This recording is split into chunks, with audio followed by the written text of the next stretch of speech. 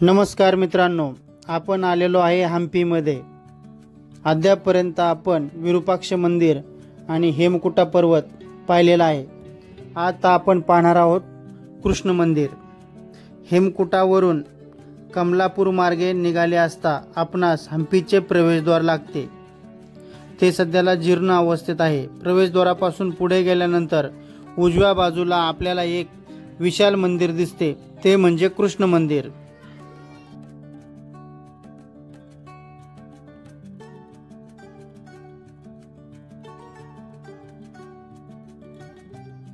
मंदिराची तटबंदी सुस्थितीत राखलेली आहे।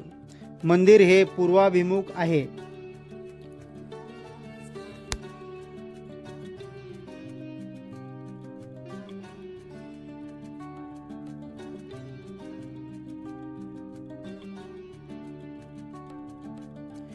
ह्या मंदिरामधली कृष्णाची मूर्ती सध्याला मद्रास येथे वस्तू संग्रहालयामध्ये ठेवलेली आहे। देवालयाचा रंगमंडप सुंदर व भव्य आहे।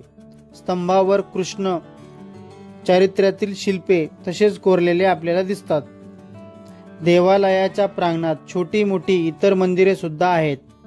पूर्वेकडे बटारखान्याचे अवशेष दिसतात।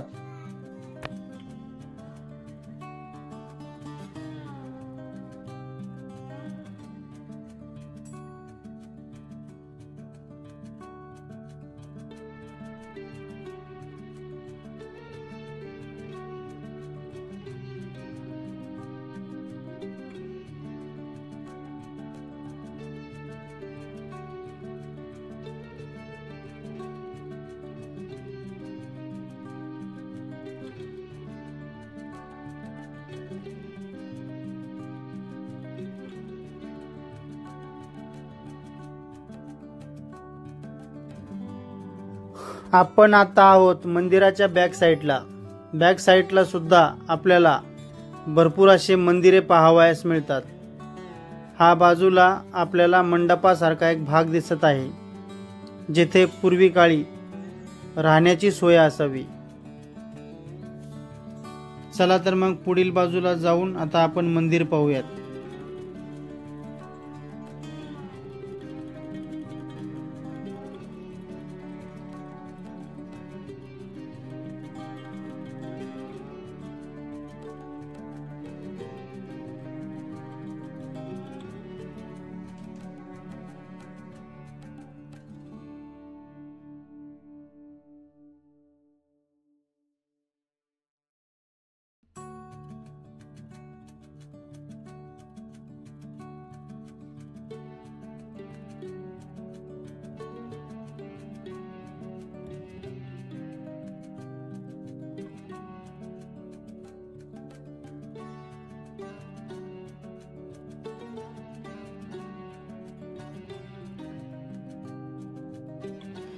देवालयाच्या प्रवेशद्वारापुढे विरूपाक्ष तसेच विजय विठ्ठल मंदिरासारखा विशाल रथमार्ग आपणास पाहावयास मिळतो।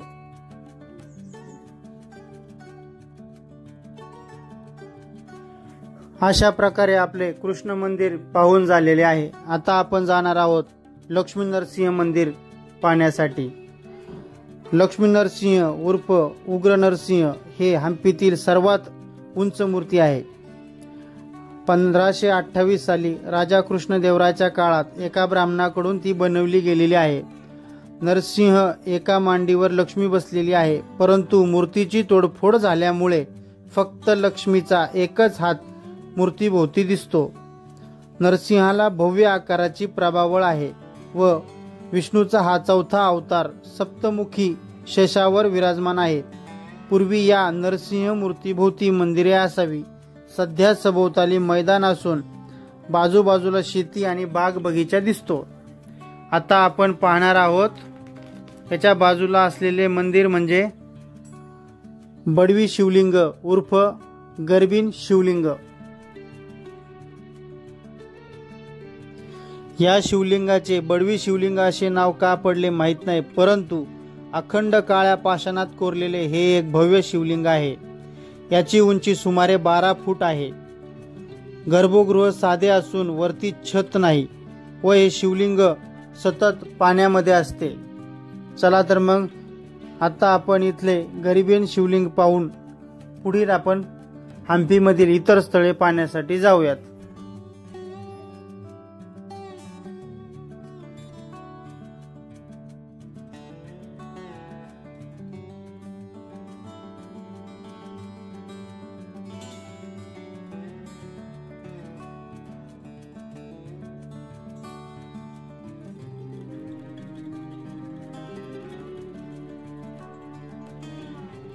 आत्ता आपण आलेलो आहे पाताळेश्वर मंदिर पाहण्यासाठी। हे मंदिर भूस्तरापासून खाली असल्यामुळे याला बहुधा पाताळेश्वर असे म्हटले असावे। हे देवालय पूर्वाभिमुख आहे।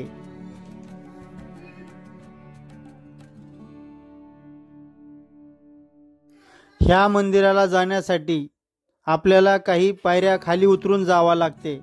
मंदिराच्या स्थापत्य शैलीवरून असा तर्क केला जातो की हे मंदिर पहिल्या बुक्कारायाच्या कारकिर्दीत बांधले गेले असावे।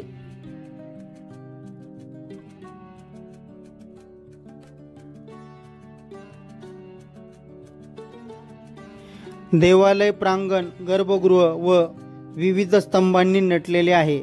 गर्भगृहात शिवलिंग समोर एक नंदी सुद्धा आहे। देवालयाच्या आत पन्हाळीतून पाणी वाहत असल्यामुळे येथे सतत थंडावा असतो। देवालयाला पाताळेश्वर, नेलमागिनी देवालय तसेच प्रसन्न विरूपाक्ष मंदिर या नावाने सुद्धा ओळखले जाते। हे मंदिर सदैव पाण्यात असते, कारण याची पातळी ही जमिनीच्या खाली असल्यामुळे पावसाळ्यामध्ये ते सतत पाणी साचते। तसेच आपण पावसाळ्यामध्ये ह्या मंदिरामध्ये आतमध्ये प्रवेश करू शकत नाही।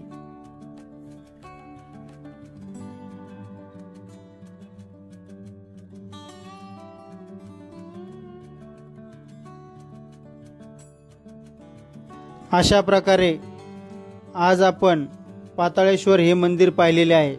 पुढील भागामध्ये आपण उर्वरित मंदिरे तसेच कृष्णदेवराय यांचा पॅलेस पाहूयात।